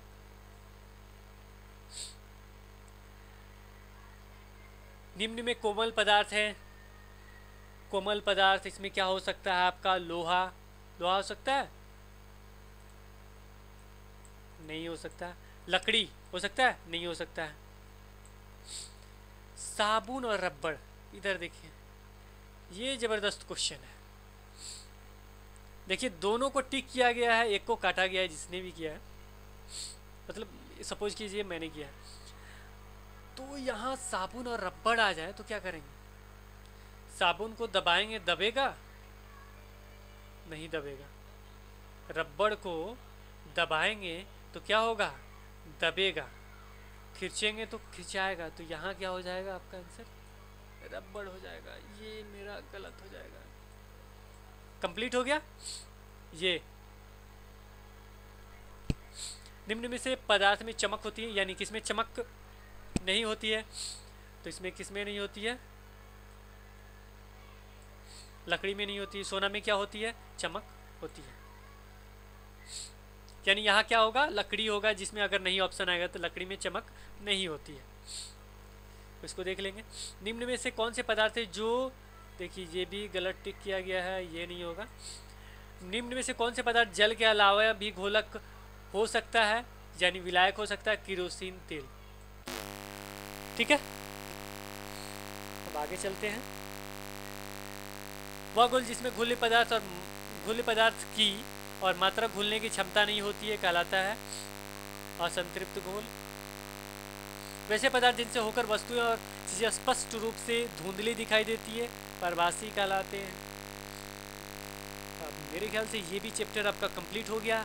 अब आए लेसन 5, हमें 7 तक कंप्लीट करना है, जल्द से जल्द कंप्लीट कर लेते हैं। दौनी किसे कहते हैं? अब देखे होंगे गांव में थ्रेसिंग होता है, एक थ्रेसर आया हुआ है, धान का भी थ्रेसर आ गया है, गेहूं का भी आ गया है। तो गेहूं में क्या करते हैं? डंठल वगैरह लगा देते हैं। उससे क्या होता है? उससे क्या होगा कि डंठल वगैरह काट के अलग हो जाएगा और जो भी गेहूं है आपके बाहर आ जाएंगे। पहले क्या होता था? पुराने ज़माने में बैल से होता था, डंठल फसल रख दिया जाए तो उस पर बैल चल के अनाज अलग करते थे, या पीट के भी अलग किया जाता था। पीट के समझते हैं? देखिए ये 3 तरह के थ्रेसिंग मशीन है। ये बोझा बनाया, पीटा, किसी कड़े स्थान पे जाके पीटता है वो, इससे क्या होता है बीज अलग होते हैं। ये दूसरा होता है बैल से दौरी करके ये अनाज को पीट के, ये थ्रेसर जो आज चला है, आप सब बच्चे जानते होंगे थ्रेसर मशीन से, इसमें कुछ बताना नहीं है। ओसाई में क्या करते हैं, अब मान लीजिए उसमें भूसा कुछ आ जाता है, उसे क्या करते हैं हम लोग, ओसा देते हैं, हवा से क्या होता है वो अलग हो जाता है अनाज, और गेहूँ एक जगह गिर जाता है। ये देखिए कर रहा है ना, ये भूसा वूसा जो हल्का पदार्थ चला गया, गेहूँ या भारी होता है, ये यही भाई ओसाई भारी पदार्थ के साथ मिले हल्के पदार्थ को हवा की सहायता से अलग करने की प्रक्रिया है। अपने खलिहानों में दौरी के उपरांत अनाज को भूसे से अलग करने के लिए हवा की दिशा को ध्यान में रखते हुए किसान ओसाई करते हुए देखा गया होगा या देखा होगा आपने। चालना और चुलना दोनों जानते हैं आप, जैसे आटा को क्या करते हैं, चाल देते हैं, आटा नीचे आ जाता है, उससे रोटी बनाते हैं। चुना गेहूँ, जब आप चावल बनाते हैं तो क्या करते हैं, कंकड़ उसमें से निकालते हैं ना। ये दोनों है, इसमें कुछ बताना नहीं है, आप प्रैक्टिकल रूप में देखेंगे सब चीज़ आपने किया है। इसी को कहते हैं पृथक्करण करना है, यानी अलग करना। निशन से ही कंप्लीट है अलग। बालू से नमक अलग करने की प्रक्रिया, ये अच्छा क्वेश्चन है। बालू से नमक कैसे अलग करेंगे बताइए तो, अलग होगा? आप कहेंगे सर बालू से नमक कैसे अलग होगा? सर नहीं हो सकता। क्यों नहीं हो सकता? प्रैक्टिकल हम लोग करते हैं अभी, आप घर पे जाके कीजिएगा। थोड़ा सा बालू ले लीजिए, उसमें नमक मिला दीजिए। बालू को नमक कैसे अलग करेंगे? तो दोनों को आपने मिला लिया, नमक और बालू को, तो सबसे पहले क्या करेंगे, पानी में क्या घुलता है, नमक घुल जाएगा। पानी लेंगे, उसमें डाल देंगे जो भी मिश्रण, डालने के बाद क्या होगा, उसमें नमक घुल जाएगा। फिर पदार्थ को छानकर अलग कर लेंगे। फिर वाष्पन के द्वारा पानी से नमक को अलग कर लेते हैं। फिर वाष्पन करेंगे और पानी से नमक अलग हो जाएगा। कंप्लीट। इसमें 2-3 शब्द मिलेंगे आपको। थिरना, मैंने पानी लिया, थोड़ी देर रख देंगे तो बालू नीचे बैठ जाएगा, इसे कहते हैं हम लोग थिराना। अब आता है निथारना। अब जम गया जो पदार्थ, जल को अन्य द्रवों को अलग करना निथारना कहता है। ये देखिए, ये नीचे जम गया, थिरना हो गया। जब इसको दूसरे गिलास में पानी निकाल के ये पानी अलग हो गया, ये बालू अलग हो गया, इसे कहते हैं हम लोग निथारना। इसको पेपर से छान के भी कर सकते हैं। ये पेपर आपको फिल्टर पेपर बनाया, फिल्टर पेपर द्वारा भी इसको अलग कर सकते हैं। पानी नीचे चल जाएगा तो बालू ऊपर रह जाएगा। देखिए मोड़ के कैसे बनाया, आप घर पे भी बना सकते हैं फिल्टर पेपर। अब सबसे ज़रूरी और सबसे अच्छा शब्द आया है क्रोमेटोग्राफी। ये तो आपको घर पे बैठ के करना है पक्का।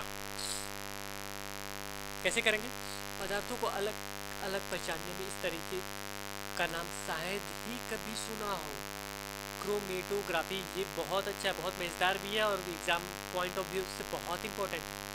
आइए सबसे पहले चौक में देखते हैं, चौक में क्या करते हैं। एक चौक का मोटा सिरा लेंगे, 1 सेंटीमीटर छोड़ के काली स्याही का एक छल्ला सा बनाना है। उसमें क्या मतलब एक गोल सा काली स्याही उस पर लगा देंगे। काली स्याही जानते हैं ना, नहीं मिलेगा तो रिफिल निकालिएगा, उस पर कर दीजिएगा, समझे ना, लग जाएगा। अब तस्तरी में एक पानी डालेंगे, उस पर चौक ऐसे रख देंगे। ध्यान रहे पानी आधा सेंटीमीटर से ज़्यादा ना हो। चौक को इस पानी में सीधा खड़ा कर दें। चौक पर लगी, देखिए यहाँ भी 1 सेंटीमीटर है, यहाँ क्या कितना कह रहा है, आधा सेंटीमीटर, यानी 1 सेंटीमीटर की दूरी पर लगाएंगे और आधा सेंटीमीटर उसमें पानी होना चाहिए। तो चौक पर लगी स्याही पानी में नहीं डूबनी चाहिए, यानी वो पानी में नहीं जाना चाहिए, नहीं तो मिल जाएगा ना, पानी में नहीं जाएगा और चौक उस पर रख देंगे। अब इंतजार करें और देखें चौक की सफ़ेदी पर क्या गुल खिलने लगी। प्रैक्टिकल आप कर सकते हैं, जिस प्रैक्टिकल का नाम है क्रोमेटोग्राफी। आप करके देखिए, देखिए कितना मज़ा आता है। आज ही करके देख लीजिए, नहीं है तो ये देखिए 2-2 है ना, ऐसे बच्चा कर सकता है, आप भी कर लीजिए। और 1-2 और एग्जाम्पल में बता देता हूँ जो आपको करने हैं। आप जाएंगे स्कूल में तो आपको प्रैक्टिकल करके दिखाना है। 1 घंटे 14 मिनट हो गए हैं, इसलिए मैं अच्छे तरीके से बोल नहीं पा रहा हूँ। बट आप क्या कीजिएगा, प्रैक्टिकल करके ज़रूर देखिएगा इसको, और बच्चों को ये प्रैक्टिकल दिखाएंगे ना तो बच्चों के दिमाग में समा जाएगा। और जब भी आपको पढ़ाना, प्रैक्टिकल रूप से साइंस पढ़ाना। मैं साइंस को बहुत सपोर्ट करता हूँ, और प्रैक्टिकली पढ़ा है उस टीचर को तो और सपोर्ट करता हूँ।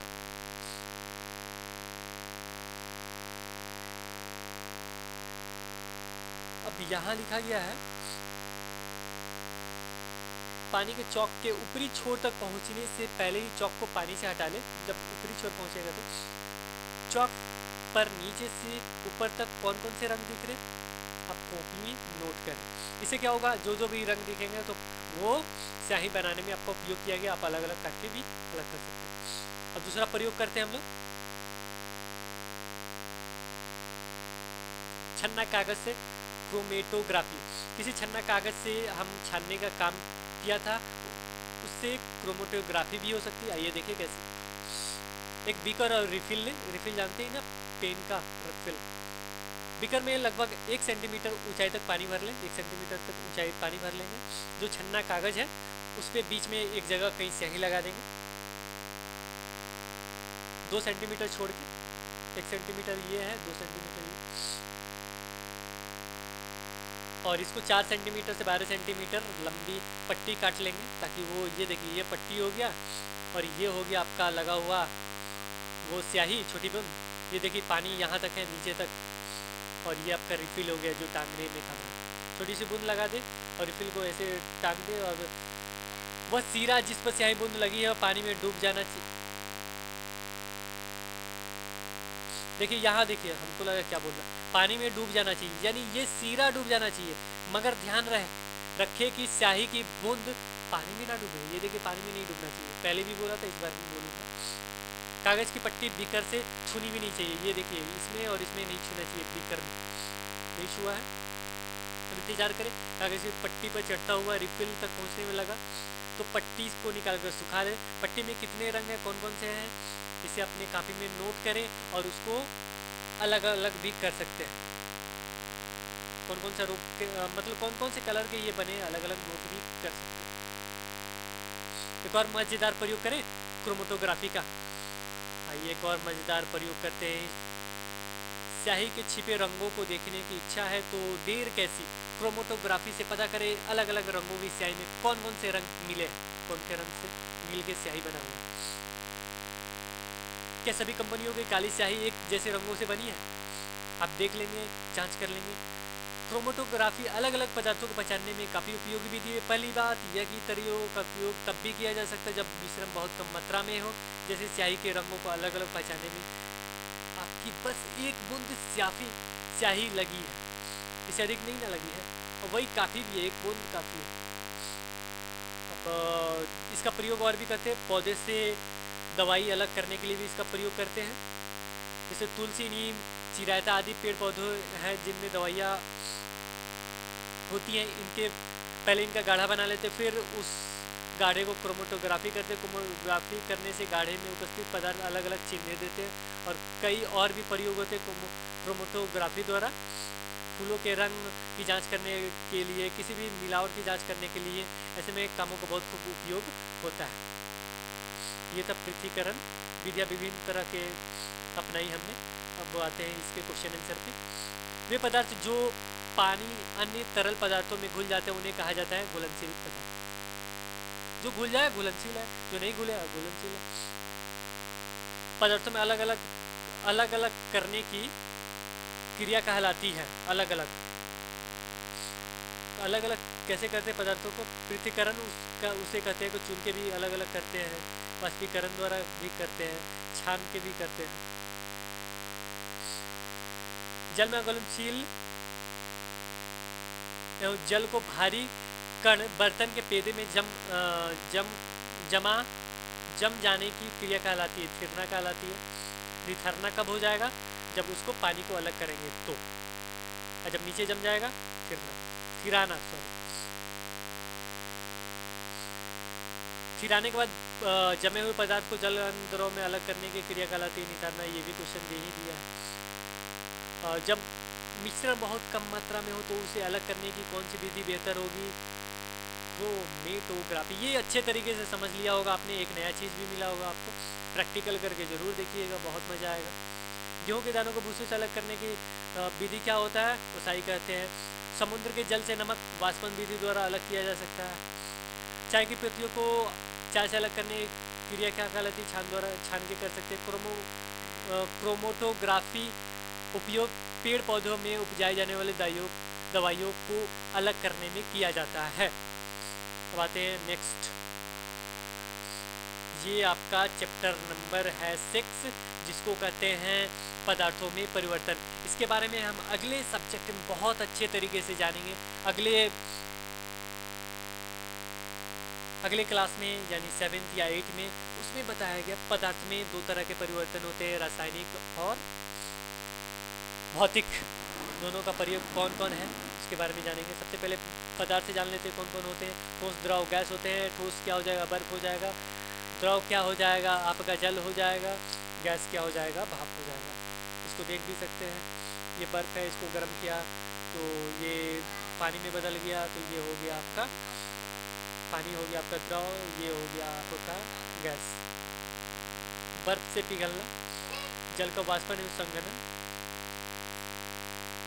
इसमें और कुछ बताना है, जल वाष्प ठंडा करना, जल और ठंडा करना, बर्फ बन जाएगा।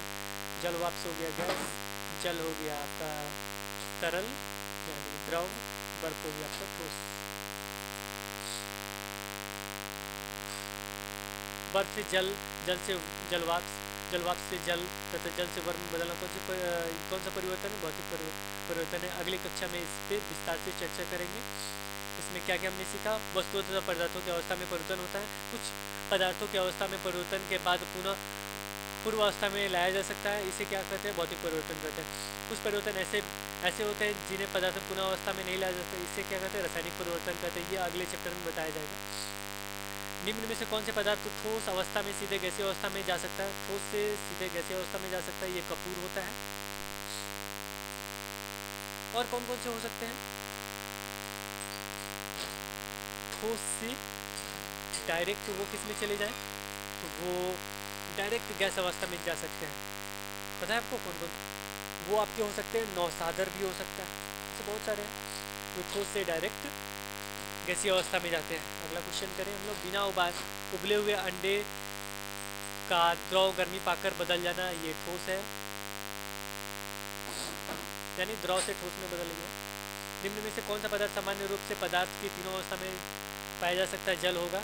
कपूर और नौसादर तो डायरेक्ट बदलते हैं, किसमें, गैस में, ठोस से गैस। लेसन 7, ये मेरा चैप्टर लास्ट है, पेड़ पौधों की दुनिया। पेड़ पौधों में क्या क्या होता है, सबसे पहले इसे जान लेते हैं। पेड़ पौधे, एक शाख होता है, एक झाड़ी होती है, एक वृक्ष होता है। शाख किसे कहते हैं, जिन पौधों में तना हरा और कोमल होता है। सामान्यतः कम ऊंचाई के होते हैं शाख कहते हैं, कम ऊंचाई के हैं, और हरा तना होता है और कोमल होता है, बहुत ही कोमल होता है, उसे शाख कहते हैं। जिन पौधे में शाखें तने आधार से अधिक संख्या में निकलती है, आधार ही से निकला हुआ, नीचे से ही निकलता है, इसके शाखाएं, उसे क्या कहते हैं हम लोग, झाड़ी कहते हैं। जिनका तना सख्त, जिनका तना क्या होता है, सख्त होता है, पतला होता है, काष्ठीय होता है, उन्हें झाड़ी कहते हैं। जिन पौधों का तना सख्त होता है, देखिए इसका तना सख्त है, छाल वाला होता है, इसमें छाल भी होगा, इसमें छाल नहीं होता है, ये देखेंगे डिफरेंस दोनों, मोटा होता है, ये मोटा होता है। और जिनकी शाखाएं तने के ऊपरी भाग से निकलते हुए वृक्ष कहते हैं, यहाँ ऊपर से निकलता है आम का, ये नीचे से निकलेगा, झाड़ी हो जाएगा, ये कोमल होगा। तीनों में अंतर पता चल गया, शाख, झाड़ी और वृक्ष। अब आसपास में देखें और ढूंढिए कौन शाख है, कौन शाख है आपका, कौन वृक्ष है। अब इसमें चलते तने पर पत्तियों की जमावट, विन्यास जिसे कहते हैं। अकेली पत्ती किसे कहेंगे, जिन पौधों की डालियों पर एक जगह से एक ही पत्ती निकलती, ऐसी पत्ती को अकेली पत्ती या एकल पत्ते कहते हैं। एक ही पत्ती निकले, अकेली। इन पौधों में पत्तियां जोड़ी में एक दूसरे के परिवर्तित दिशा में निकलती है ऐसी जमावट को जोड़ीदार जमावट कहते हैं। इसी जमावट को क्या कहते हैं हम लोग? जोड़ीदार जमावट कहते हैं। कुछ एक हो गया आपका एकल पत्ती, दूसरा होता है जोड़ीदार जमावट, तीसरा होता है गुच्छेदार जमावट। गुच्छेदार विन्यास आपका जब जोड़ी में निकलेगा तो जोड़ीदार हो जाएगा। अब जोड़ी से अधिक निकलेगा यानी गुच्छा में निकलेगा वो तो क्या हो जाएगा? गुच्छेदार हो जाएगा। इसमें कुछ भी बताना नहीं है, लेकिन याद रखिए तीनों। गुच्छेदार जमावट कहते हैं। पेड़ पौधे के तने पत्तियां अलग करने जमने के क्रम को पत्तियां का विन्यास कहते हैं। अब हर तरह की जमावट वाले पौधे का नाम तालिका 7.2 में लिखे, जो बुक में दिया गया है, आप उसे लिख सकते हैं। अब आते हैं जड़। एक होता है मुसला जड़, एक होता है रेशेदार जड़। अब मुसला जड़, रेशेदार जड़ के बारे में बताना तो बहुत जरूरी है। आगे के क्लास में मैंने एक और चीज बताया है कि जड़ से खनिज लवण कौन ले जाता है और जल जालम लेके जाता है जैसे। इसलिए मुसला जड़ में देखिए क्या होता है, एक मूल रोम होता है, बाकी द्वितीयक और तृतीयक निकले होते हैं। ये मुसला जड़, इसे रेशेदार जड़ कहते हैं, झकड़ा जड़ कहते हैं, अपस्थानिक जड़ कहते हैं। ये क्या होता है? झकड़ा जड़ होता है, बहुत ज़्यादा जंगल जैसा होता है, ये झकड़ा जल हो गया। इसमें देखिए पिक्चर जो दिया गया है ये गलत दिया गया है। मैं कंप्लेन नहीं कर रहा हूँ, बता रहा हूँ क्यों। ये देखिए सीरा विन्यास जो होता है ना, ये मुसला जड़ में होता है, और ये इसमें होता है ना समानांतर होता है। ये पत्ता गलत है, समानांतर रूप से इसमें निकला हुआ रहेगा, वही झकड़ा होता है, यानी रेशेदार जड़ होती है, उसी में होता है। तो समानांतर रूप से यहाँ पिक्चर में नहीं दिखाया गया होगा, मैं बना के दिखा दूँ। मैं देखता हूँ जो होता है तो मोटा है तो भी बना दो। समानांतर मतलब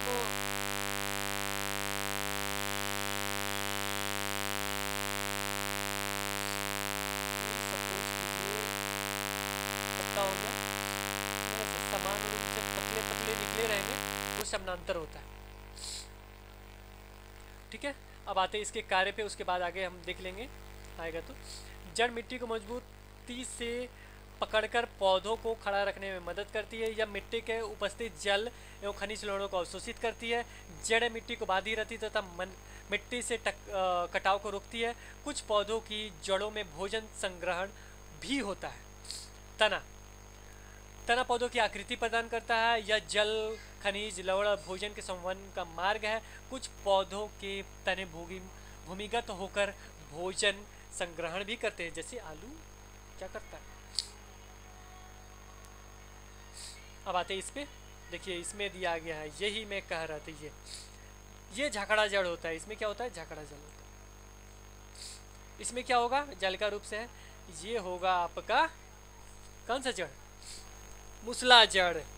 दोनों में अंतर पता चल गया। कैसे पता करेंगे? जिस पत्ती में इस तरह के होंगे, यानी बहुत सारा होगा, इसमें देख रहे हैं एक मोटा सा ये लकीर है, इसमें फिर इसमें ऐसे ऐसे निकले हुए हैं मोटे मोटे, तो ये हो गया आपका जालका रूपी हो गया। तो जालका रूपी जो भी होगा उसमें होता है आपका मुसला जड़। और देख रहे हैं एक बीच में ऐसे एक निकला हुआ है, बाकी इसी समान रूप से देखिए ये टेढ़ा है, ये समान रूप से समानांतर, इसको कहते भी है समानांतर शिरा विन्यास, इसको जालका रूपी शिरा विन्यास कहते हैं। यही मुझे बताया भी गया होगा शायद। इसमें पत्ती निरेखांकित संरचनाओं को शिरा कहते हैं। इसको क्या कहते हैं? शिरा कहते हैं। क्या आपको पत्ती के मध्य एक मोटी सी शिरा दिखाई देती है? ये मोटी सी, ये रहा मोटी सी, ठीक है। मोटी शिरा का मध्य शिरा कहते हैं। इसको क्या कहते हैं? मध्य शिरा कहते हैं। पत्तियों और शिराओं द्वारा बनाए गए डिजाइन को शिरा विन्यास कहते हैं। ये डिजाइन को शिरा विन्यास कहते हैं। यदि यह डिजाइन मध्य शिरा के दोनों ओर जाल जैसा फैला होता है, ये जाल जैसा फैला हुआ है तो उसको जाल का शिरा विन्यास कहते हैं। जाल जैसा है जाली का। कुछ पत्तियों के सिराओं एक दूसरे के समानांतर होते हैं, ये देखिए समानांतर है, इसे समानांतर शिरा विन्यास कहते हैं। कुछ भी नहीं करना, प्रैक्टिकल रूप से देख रहे होंगे, मक्का वगैरह देखे होंगे ना, उसका देखिए शिरा विन्यास एकदम कैसे होगा। उसमें जाहिर सी बात है कि उसमें अपस्थानिक होगा, मतलब उसमें क्या होगा? रेशेदार जड़ होंगे या झकड़ा जल होंगे।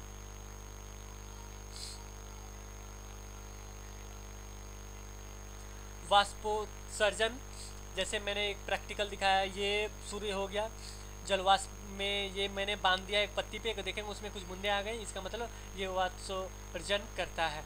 ये पॉलीथीन से बांधा है मैंने, अगर अलग पॉलीथीन देखेंगे उसमें पानी की बूंदे नहीं पाई जाएंगी। ठीक है, यही इसमें बताया गया पूरे चैप्टर में। अब आते हैं बीज पे। किसी ने क्वेश्चन भी हमको पूछा था कि सर मुझे एक बीजपत्री दो बीजपत्री समझ में नहीं आ रहा, और 2011 में भी ये क्वेश्चन आया हुआ है जो इसमें दिया गया है। मैं बताऊंगा कौन सा क्वेश्चन था 2011 में जो पूछा हुआ था।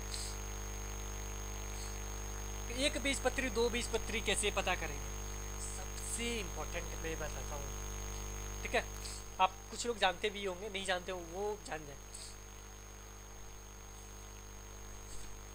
कि जो झखड़ा जड़ होता है, झखड़ा जल जानते हैं ना, जिसका समानांतर विन्यास होगा, जड़ जो रेशेदार होती है समानांतर विन्यास होता है, वो एक बीज पत्री होता है। वो क्या होता है, एक बीज पत्री।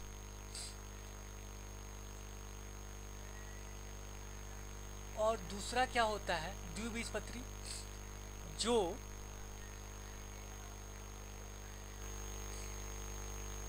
जिसमें मुसला जड़ होता है, और द्वितीयक जड़ भी जिसमें निकले होते हैं। अर्थात जिसका सिरा विन्यास कैसा होता है, यानी पत्ती वाला ये सिरा विन्यास। एक सेकंड में इसको दिखा ही देता हूँ, यहीं कंप्लीट कर देता हूँ। ये जो होगा, ये इस तरह का जिसमें भी होगा वो क्या होगा, एक बीजपत्री होगा, झगड़ा जड़ होगा, यानी रेशेदार जड़ होगा। जैसे दूब देख लीजिएगा, मकई देख लीजिएगा, ये सब एक बीजपत्री होता है। गन्ना देख लीजिए, उसमें गलत भी किया था, गन्ना ऑप्शन दे दिया था, गन्ना में ऐसे ही होता पत्ता, देख लीजिएगा, मैं गलत हूँगा। तो ये क्या होगा, एक बीजपत्री हो जाएगा। और इस तरह के जिस तरह का पत्ता होगा, जैसे आपका होता है सरसों, होता है सरसों, देखा आपने, वो सब क्या है आपका, चाहे आप देख लीजिएगा बहुत जितने दलहन है चना वगैरह, तो ये क्या हो जाएंगे, आपके द्विबीजपत्री हो जाएंगे। Complete clear. अब प्रैक्टिकल रूप से देखेंगे तो मेरे ख्याल से एक बीजपत्री द्विबीजपत्री में कोई परेशानी नहीं होगी। इसमें एक और मैं एग्जांपल बता देता हूँ एक बीजपत्री द्विबीजपत्री का, कि मकई को जब भिंगाएंगे वो दो पार्ट में नहीं होता है, बट चना को जब भिंगाइएगा, चाहे सेम को भिंगाइएगा, तो भिगाने के बाद दो भागों में बढ़ जाता है, बीज से वो निकलता है, यानी एक बीज दो बीज, दो बीज के बीज से वो निकलता है। ये भी कंप्लीट हो गया ना। पूछना है कुछ नहीं ना। अब क्वेश्चन आंसर बनाए और कंप्लीट करें। 1 घंटा 32 मिनट हो गया, मुझे खाना भी है, बहुत तेज भूख लगी है आज तो। जड़ें मुख्यतः दो प्रकार की होती है, मुसला जड़ और रेशेदार जड़ या झखड़ा जड़। इसमें अपस्थानिक जड़ का उपयोग नहीं किया गया, मैं बता देता हूँ पहले, रेशेदार और झखड़ा जल का उपयोग किया गया। जड़ें मिट्टी से जल एवं खनिज लवण का अवशोषण करती है। पौधे को 3 भागों में बांटा जा सकता है, शाख, झाड़ी और वृक्ष। झखड़ा जड़ का दूसरा नाम है रेशेदार जड़। जिन पत्तियों की सिराएं एक दूसरे के समानांतर होती है उसे समानांतर सिरा विन्यास कहते हैं। आम है, वृक्ष है, आम कैसा होता है, वृक्ष होता है। पत्तियां जल का उपयोग बनाने में करती है, भोजन, वाष्पोत्सर्जन के लिए, ऑक्सीजन के लिए में भी, सभी में इसका प्रयोग करती हैं। जल का उपयोग बनाने के लिए करती है। पत्तियां जल का उपयोग बनाने में करती है, तो किसमें उपयोग करती है, दोनों तीनों में हो जाएगा ये। जल की बूंदे पत्तियों से जलवाष्प के रूप में निकलते हैं, इस क्रिया को कहते हैं वाष्पोत्सर्जन। मैंने बता भी दिया। ये क्वेश्चन 2011 में आया था। मक्के के बीज में एक ही बीज पत्र होता है, इसे क्या कहते हैं, एक बीज पत्री। मैंने एग्जाम्पल के रूप में दो एग्जाम्पल बताया। क्या एग्जाम्पल मैंने बताया था एक बीज पत्री का, क्या एग्जाम्पल बताया था बताइए। मैंने बताया था कि जिसका समानांतर, जिसका पत्ता होगा समानांतर विन्यास होगा, जिनमें पत्ता समानांतर विन्यास होता है जिसका, और जो झखड़ा जड़ होगा उसमें एक बीज पत्री होता है। Okay, thanks for watching this video. अगर आपको ये चैनल अच्छा नहीं लगता है तो आप इस चैनल को छोड़ के जा सकते हैं। Okay, thanks for watching this channel. this video. Bye bye. Thank you.